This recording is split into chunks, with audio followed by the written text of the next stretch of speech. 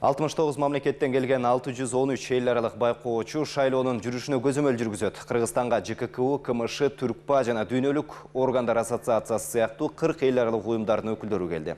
Ошондой эле Түштүк Африка, Бутан жана Перу сыяктуу мамлекеттердин өкүлдөрү биринчи жолу биздин мамлекетте мониторинг жүргүзөт. Кыргызстандын тарыхында биринчи жолу өлкөдөгү бардык шайлоо түйүндөрүндө жарандардын биометрикалык маалыматын жана шайлоочулардын добушун автоматтуу түрдө эсептеген урналар орнотулду. Байкоочулук миссияны аткарып жаткан Түркпа уюмунун өкүлдөрү жаңы технология менен өтүп жаткан шайлоонун жүрүшүн жогору баалады. До выбора мы изучали все, что произошло.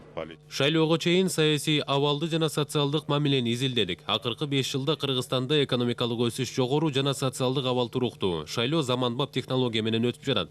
Ондон ашуун партиянын катышып жатканы бул көптүк кылат. Бирок Кыргызстанда демократия орун алган. Жакында партия өкүлдөрү менен жолуктук. Алардын баарынын шайлоого болгон көз карашы бирдей. Я представляю миссию Межпарламентской ассамблеи тюркоязычных. Мен Түркпанын Казакстандагы өкүлүмүн. Шайлоо демократия жолу менен өтүп жатат. Элдердин баары өз каалоолору менен шайлоого барып жатат. Биз партия жетекчилери менен жолуктук. Бир дагы партия шайлоо мыйзам бузуу жолу менен өтөөрүн айткан жок. Бардыгы ачык, таза өткөрүлөрүн билдирди. Биринчи жолу биометрикалык маалымат аркылуу шайлоо өтүп жатат. Биз 3 күндөн бери иштеп жатабыз.